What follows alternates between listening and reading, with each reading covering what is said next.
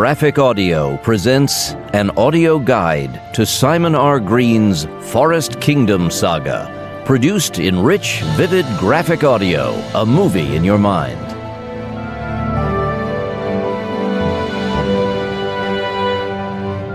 Blue Moon Rising. Prince Rupert, the second son of King John of the Forest Kingdom, has been sent by his father to find and slay a dragon. He knows the quest is designed to kill him. He's a spare.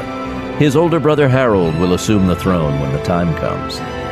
With his unicorn, Rupert must travel through the Tanglewood, a no-man's land that borders the kingdom, and into the rotting, corrupt, and ever-expanding territory called the Darkwood, the domain of the Demon Prince, whose strength grows by the hour as he awaits the rise of the rare and malevolent Blue Moon.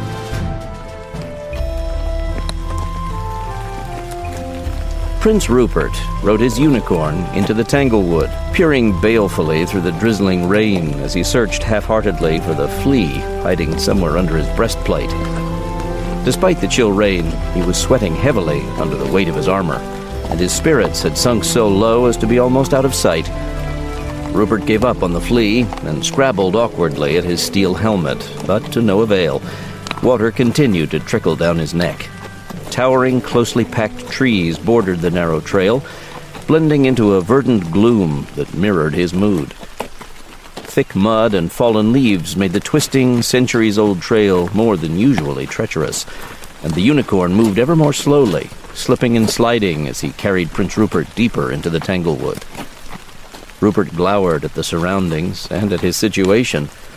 All his life he'd thrilled to tales of the glorious exploits of his ancestors, told in solemn voices during the long, dark winter evenings. Now, finally, he had the chance to be a hero, and he was making a mess of the job. Basically, Rupert blamed the minstrels. Go forth and slay a dragon, my son. Sounds so easy when you say it. Sounds even easier when those bloody minstrels sing about it. Whoa! Hey, steady down there. Oh, sure, it's all right for you up there taking it easy. I'm the one who has to do all the work. That armor you're wearing weighs a ton. My back's killing me. Well, I've been in this saddle for 3 weeks. It's not my back that's bothering me. And why have we stopped? Trail getting too muddy, perhaps? Afraid your hooves will get dirty? It's partly your own fault, you know. Look what you're doing. You know I can't help it. Ever since I was small, when I got startled or scared, I just lose control. I know. What brought it on this time? In case you haven't noticed, there's a massive spider web blocking the trail. I suppose you want me to do something about it? Oh, yeah, if you would, please. You know how I feel about spiders. And you know how I feel about them, and I've just proven it. The difference is that you have hands, and you need me to carry you out of here. Now go poke it, or sweep it aside or something.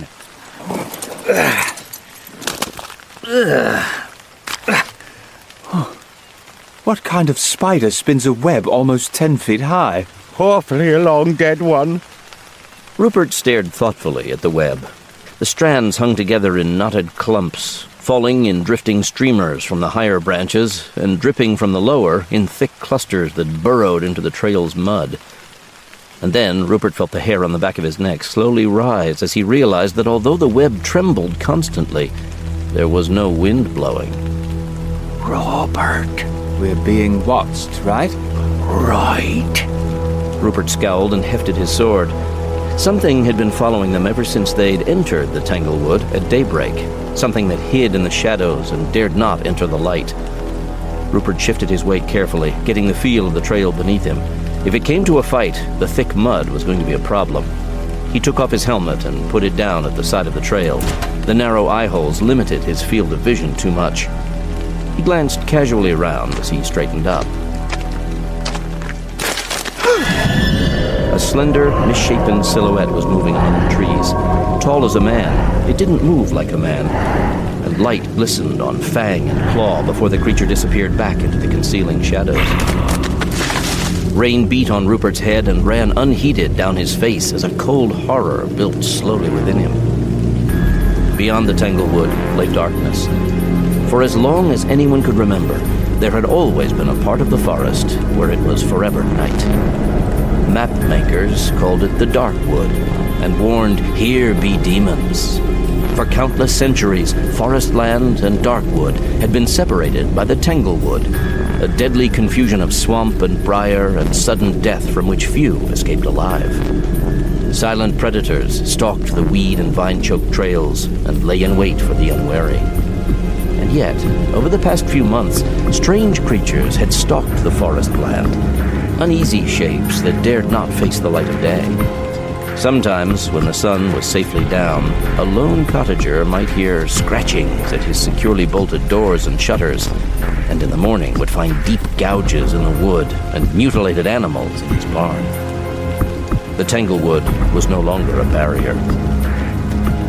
Rupert fought down his fear and took a firmer grip on his sword. The solid weight of the steel comforted him, and he swept the shining blade back and forth before him. He glared up at the dark clouds hiding the sun. One decent burst of sunshine would have sent the creature scuttling for its lair, but as usual, Rupert was out of luck. It's only a demon. I'm in full armor. I know how to use a sword. The thing doesn't stand a chance.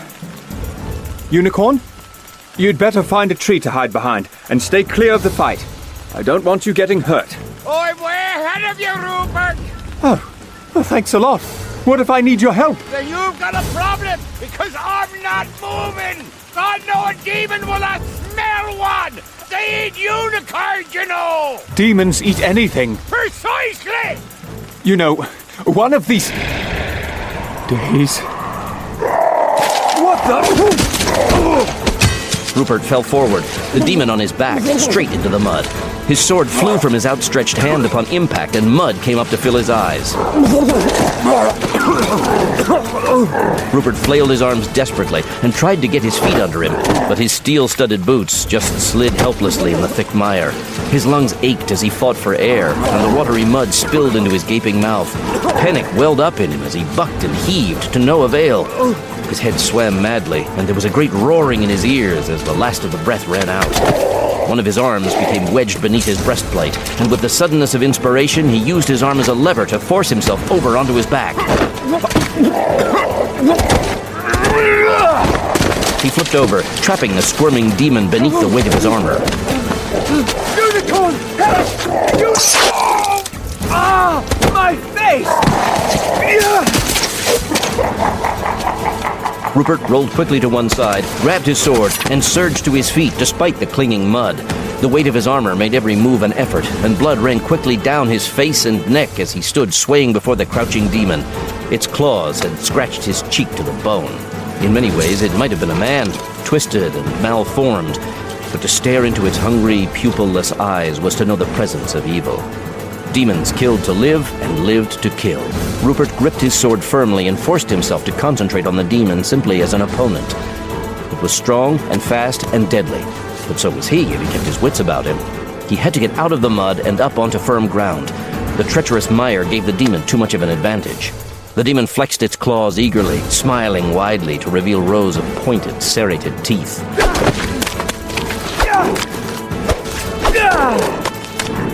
Rupert glanced past the night-dark creature in search of firmer ground, and then grinned shakily at what he saw. For the first time, he felt he might have a chance. All right.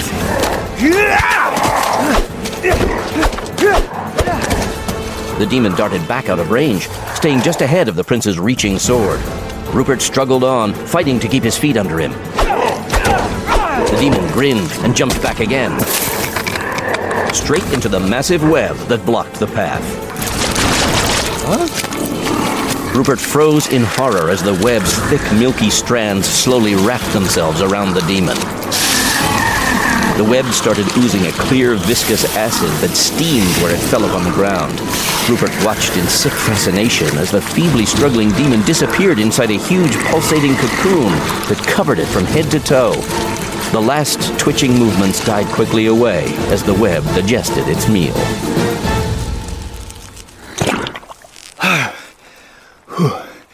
Yuck.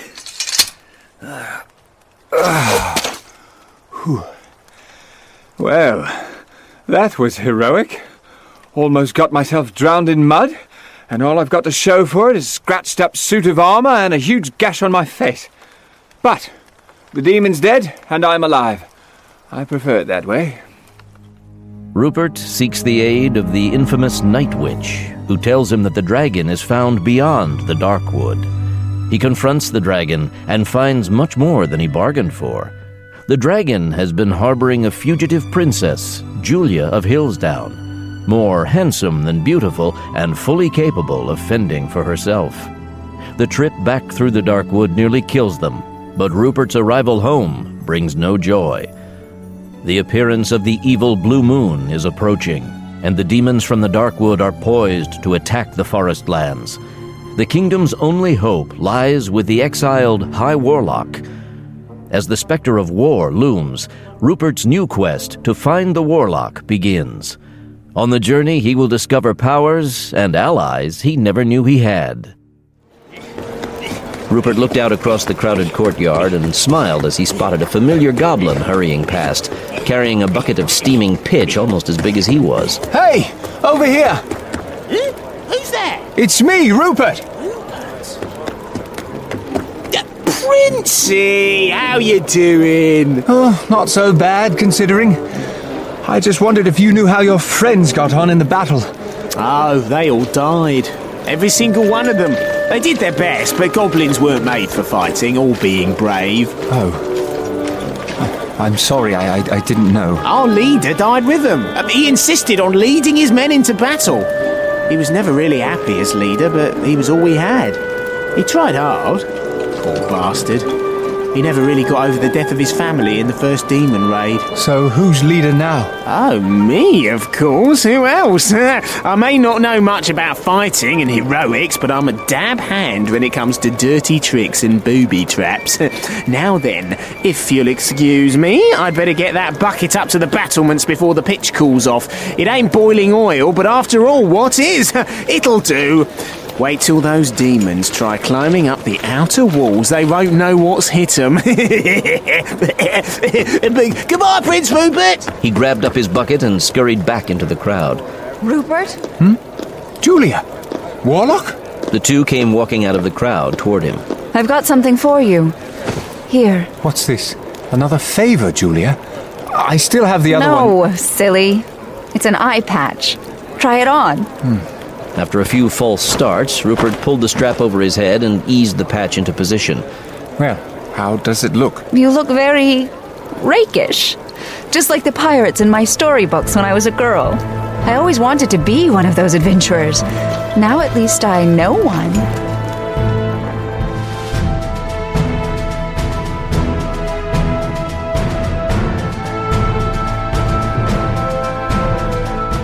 Blood and honor.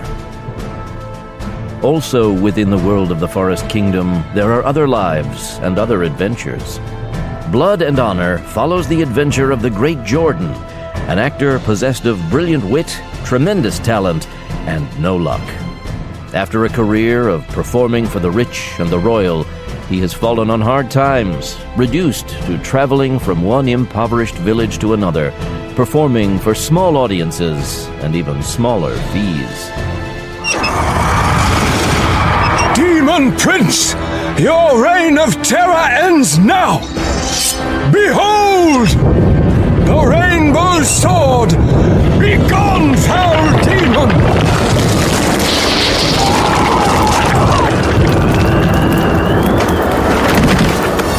You are defeated! Now do us all a favor and never return again! Yes, it is done! And thus did the demons of the Darkwood fall before me, in the darkest hour of the Forest Kingdom.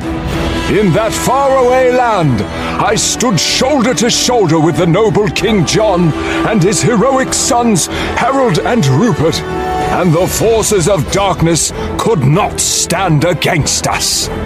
The long night ended, the demon hordes were thrown down and destroyed, and the Forest Kingdom was saved. That was the way it had to be. For is it not written that evil cannot prevail against good, and that darkness shall always give way to the light? And that, my friends, is the true history of the great and wondrous High Warlock and his part in the destruction of the Darkwood. A tale of adventure and intrigue, honor and treachery, and the inevitable triumph of good over evil. My honored friends, the performance is at an end. Smoke billowed up around the man and then drifted away to reveal the actor standing alone in the middle of the crude wooden stage, dressed once again in his simple, everyday clothes. The great Jordan smiled and bowed graciously, but all too quickly his audience began to drift away, and only a few of them paused to drop a coin in his offerings bowl. Jordan waited until the last of his audience had left, and then he sat down on the edge of his stage and began wiping the makeup off his face with a piece of dirty rag. Without the carefully placed shadings and highlights, his face looked younger and softer and nowhere near as forbidding.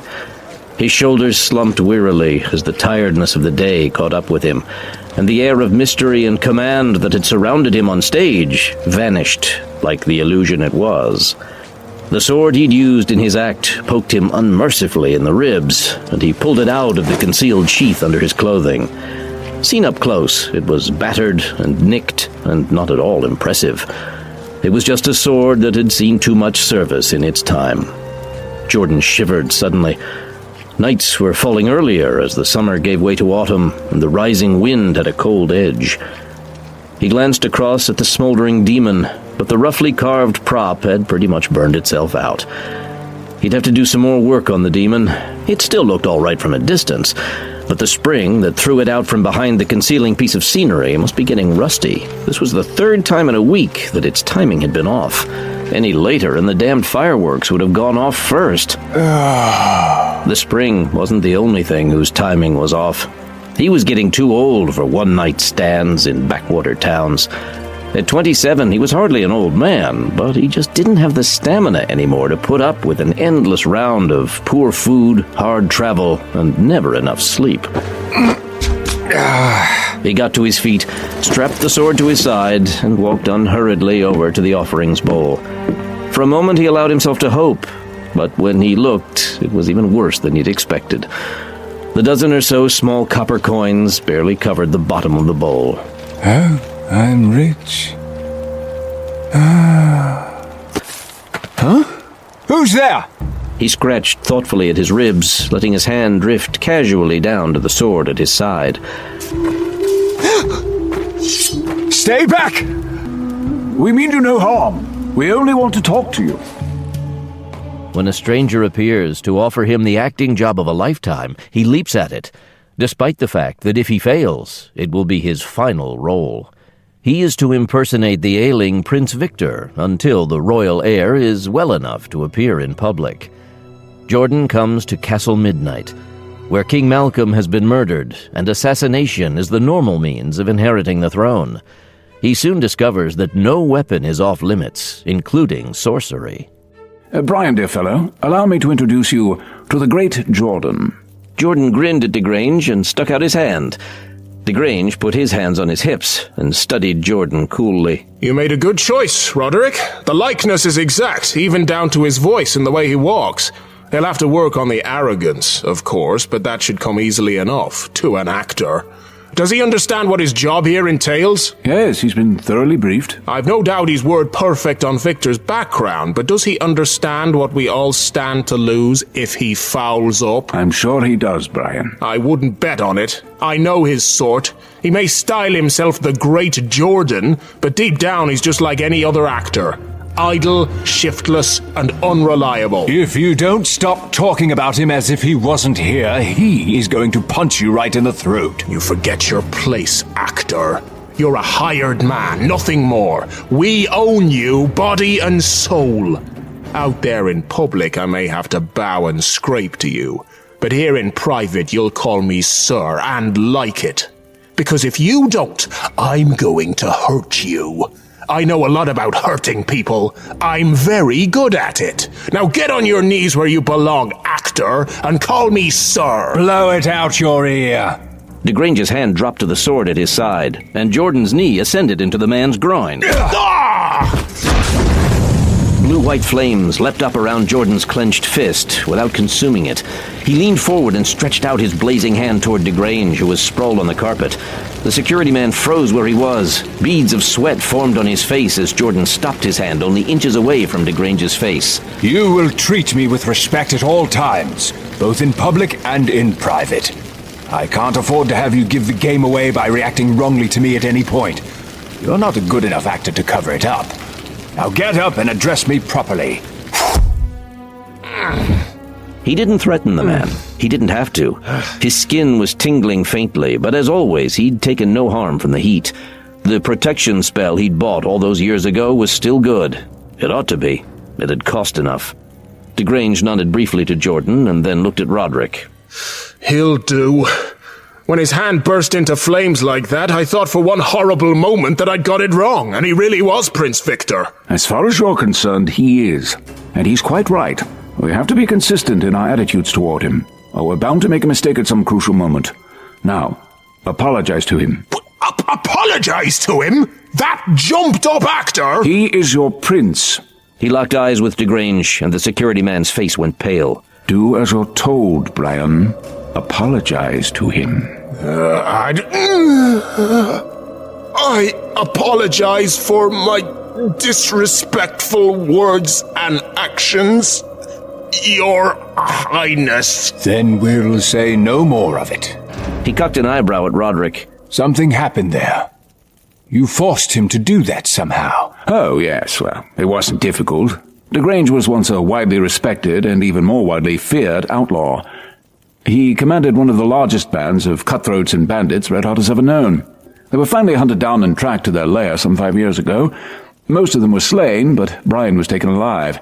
Rather than waste the man's obvious abilities, King Malcolm had Brian put under a geas, a controlling spell, and Brian is compelled to function as head of castle security and to do a good job of it.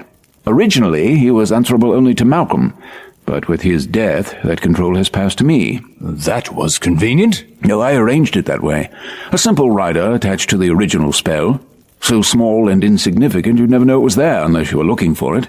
Malcolm never knew, of course, and Brian was prevented from volunteering the information.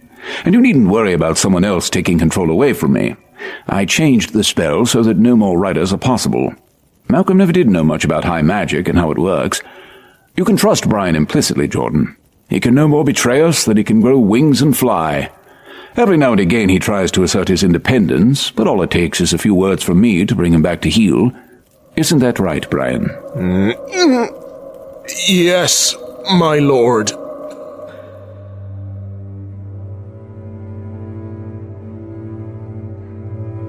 Jordan comes to regret playing the role of prince in unfamiliar territory, surrounded by palace intrigue and the attempts of the prince's two brothers, the bloodthirsty Louis and master of the unreal Dominic, to kill him and each other as they scramble for the throne. With the help of the courageous castle steward Catriona Taggart, Jordan must learn whom to trust and when to duck.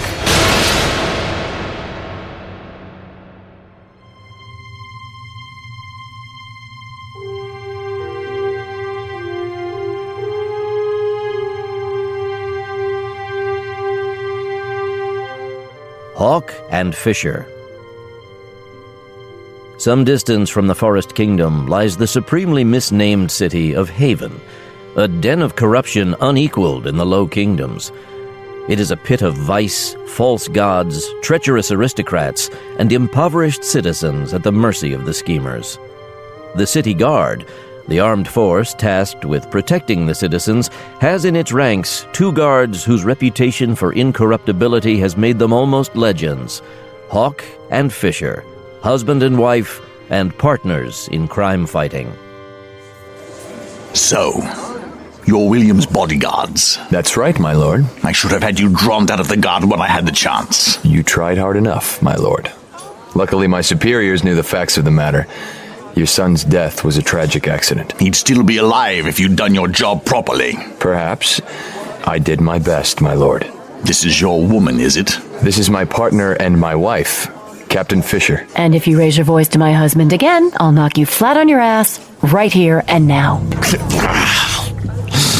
Hightower looked into Fisher's steady eyes and saw that she meant it. The former soldier had a lifetime's experience of fighting men and knew without a shadow of a doubt that Fisher would kill him if she thought he was a threat to her husband. He recalled some of the things he'd heard about Hawk and Fisher, and suddenly they didn't seem quite so impossible after all. He turned his back on the two guards and walked back to his wife with as much dignity as he could muster. How to make friends and influence people. To hell with him. Anyone who wants to take you on has got to go through me first. I knew there had to be some reason why I put up with you. Tell me, where did you and your wife come from originally, Captain Hawk? I'm afraid I can't quite place your accent. We're from the north.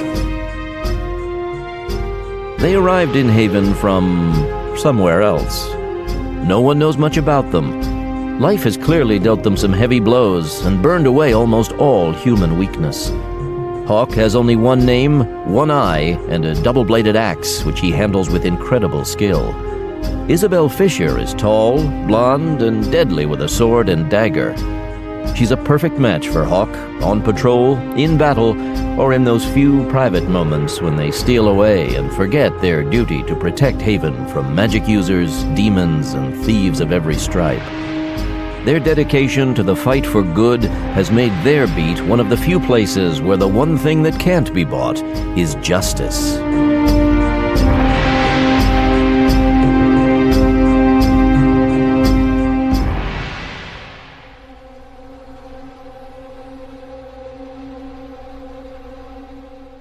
Down among the dead men. 10 years after the Demon War, some scars are healing, but the Darkwood remains.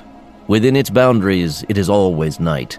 The trees shut out all light, and decay hangs over everything.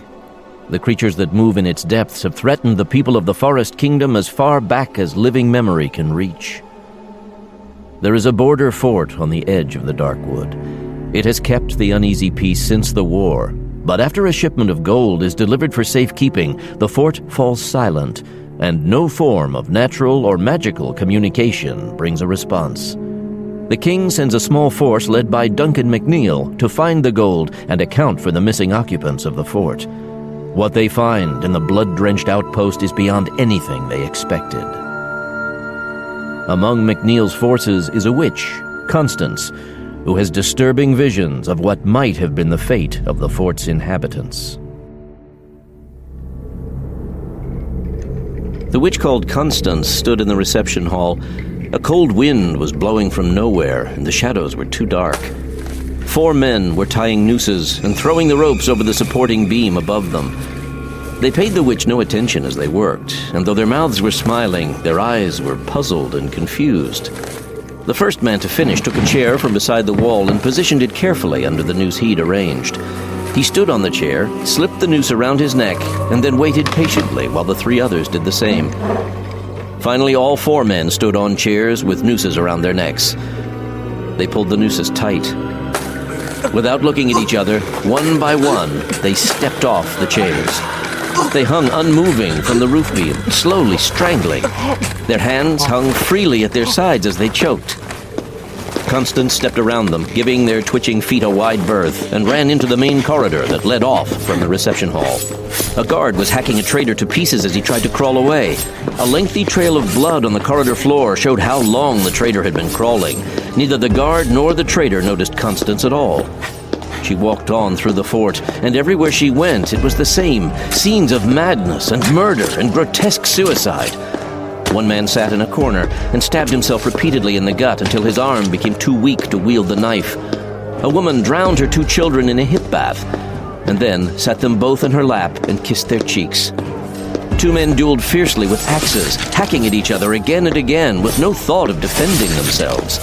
They gave and took terrible wounds, but would not fall. Blood flew on the freezing air and steamed in wide puddles on the floor. All through the fort it was the same. Men, women, and children died horribly for no reason that Constance could see or understand. Their eyes were not sane. It was very cold in the fort, and darkness gathered around the shrinking pools of light. Above and beyond all the madness and death, Constance could hear a continual dull thudding, like a great bass drum beat that went on and on. It seemed to come from everywhere and nowhere, and it was a long time before Constance realized she was listening to the beating of a giant heart immeasurably far away. She came at last to the dining hall, where hundreds of men and women and children sat at dinner. She entered the hall warily, but still no one knew she was there. She moved over to the nearest table, and her face twisted with disgust as she saw what they were eating. The meat on the platters was raw and bloody. Maggots writhed in it, twisting and wriggling as they squirmed out onto the table. Lengths of purple intestine hung over the edges of the table, twitching and dripping, and bowls were full of birds' heads, the dark little eyes alive and knowing. The witch looked away and realized for the first time that the man sitting before her at the table was dead. His throat had been cut twice. Blood had run down his neck and soaked into his shirt front. He smiled politely at Constance and offered her a wine glass. It was full to the brim with blood. Constance backed quickly away as she realized he could see her, and one by one all the guests turned to look at her. They were all dead. Some had been stabbed, some had been burned, some had died easily, while others had been all but hacked apart. 4 carried their necks at a stiff angle to show the livid rope marks on their throats. Constance shook her head dazedly, pressed her lips together, and tried not to scream. And then, one by one, the gathering of the dead raised their arms and pointed behind her. Constance turned slowly, unwillingly. Whatever it was they wanted her to see, she knew she didn't want to see it. But she turned.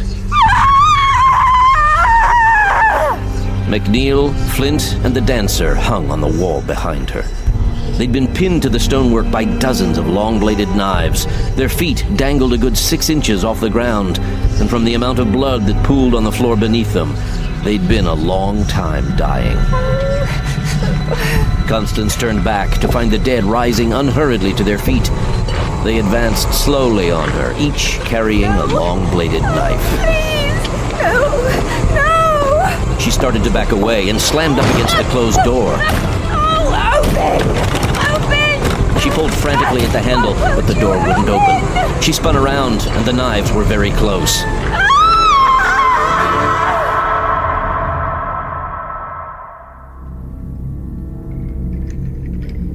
Magic reveals its presence and power, but its true location must be discovered before it awakes to bring destruction to the world.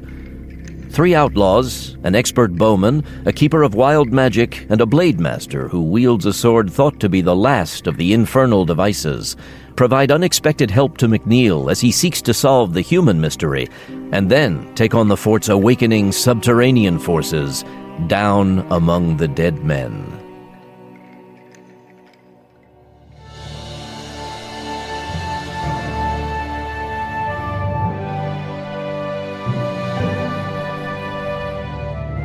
Beyond the Blue Moon.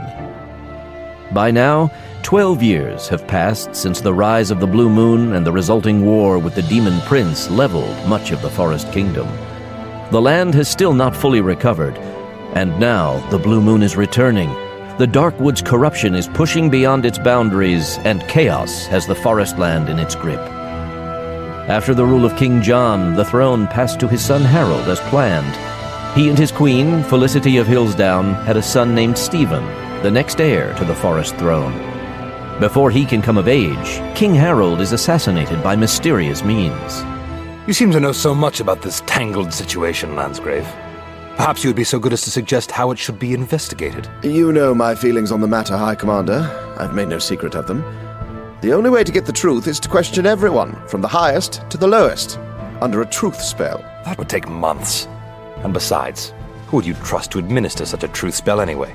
The Magus? I don't know if anyone in this court or out of it who trusts him entirely? The shaman with his well-known prejudices? Or perhaps some academy witch chosen at random?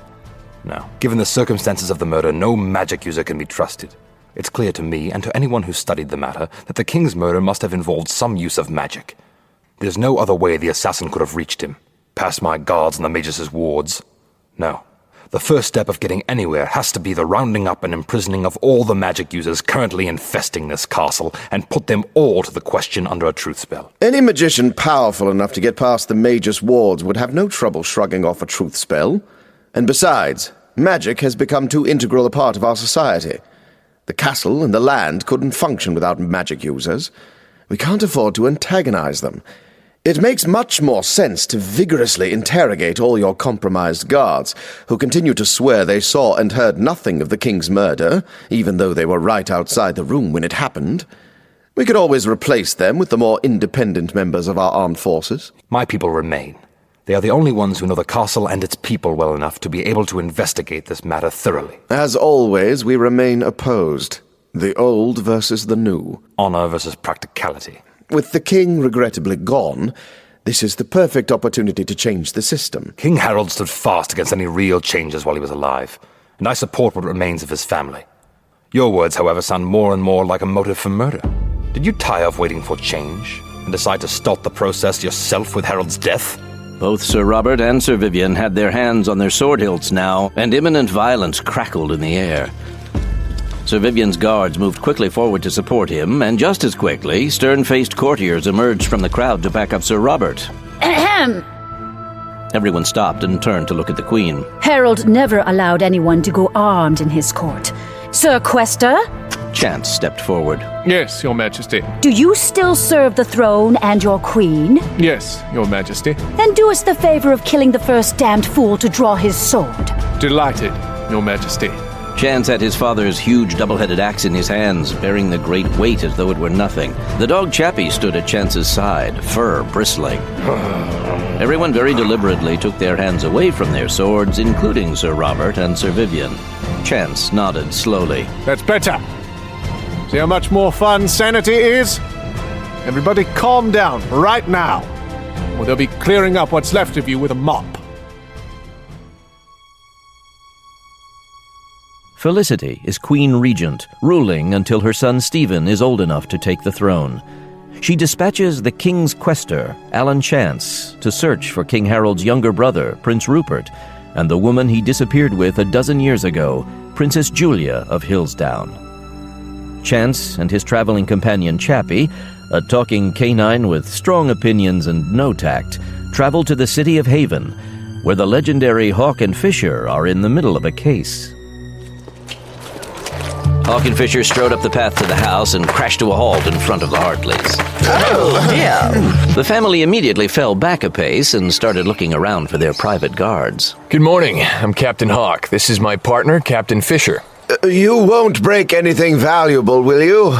There are a lot of really expensive items in this house. Tell him about the porcelain figures, Leonard. Yes, well, the porcelain figures... They are very fragile. Any breakages will come out of your salaries. Yes, any breakages... Tell them about the ghost. I was just going to tell them about the ghost, Mavis. Don't you raise your voice to me, Leonard Hartley. I remember when you were just a milliner's assistant. I was a very high-class milliner's assistant. Mother always said I met... This argument seemed quite capable of maintaining itself without any intervention from Hawk and Fisher, so they turned to the son, Francis. What can you tell us about the haunting? Oh, I think it's all frightfully fascinating. An actual intrusion from the worlds beyond.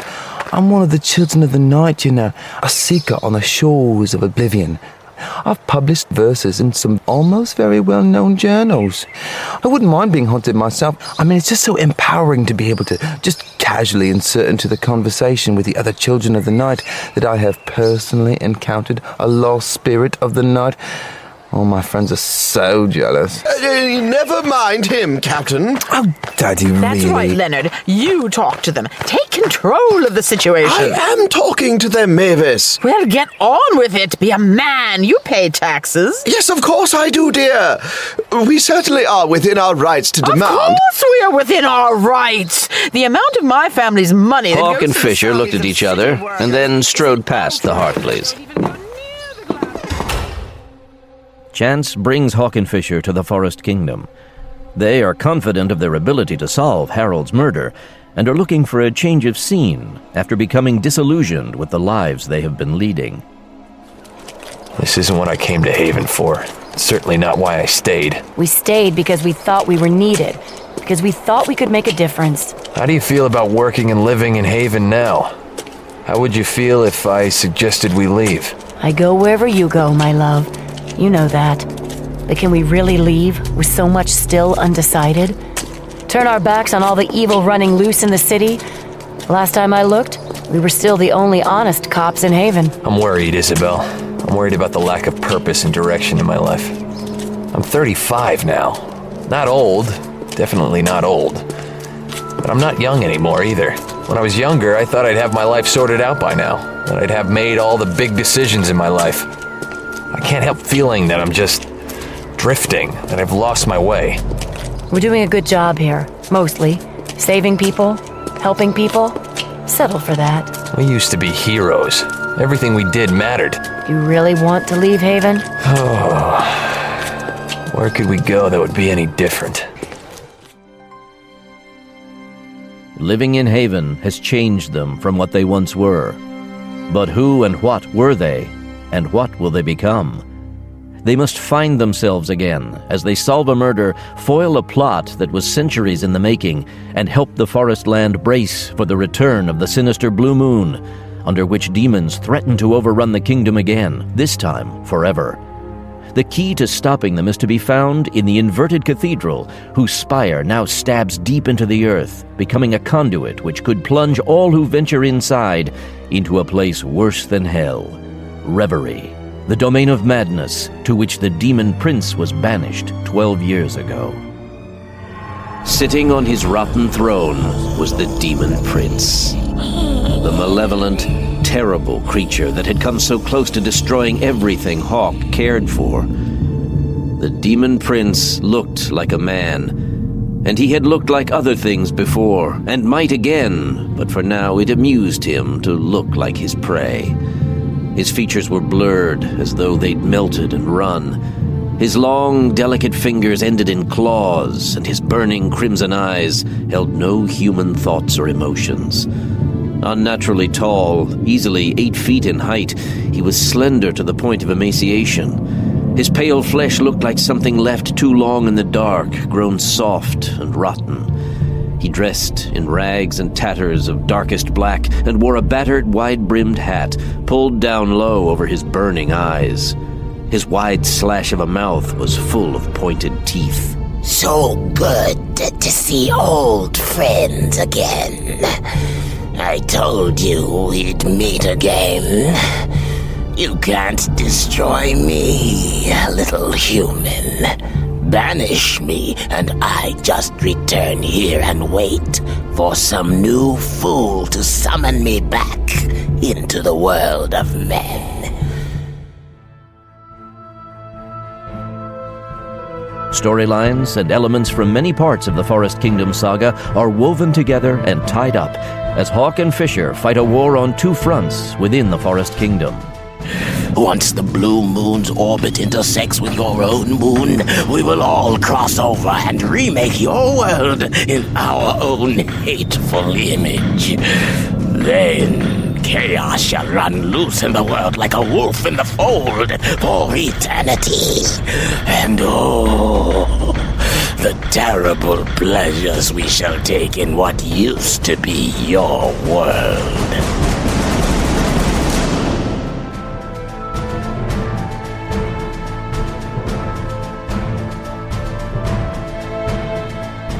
Familiar characters return, old alliances re-establish themselves, and magic, both good and evil, will determine what life will be like beyond the blue moon. Don't miss the action and adventure of Simon R. Green's Forest Kingdom saga, including Blue Moon Rising, Blood and Honor, the Hawk and Fisher series, Down Among the Dead Men, and Beyond the Blue Moon. You can purchase individual episodes on CD or as MP3 downloads, all available at www.graphicaudio.net.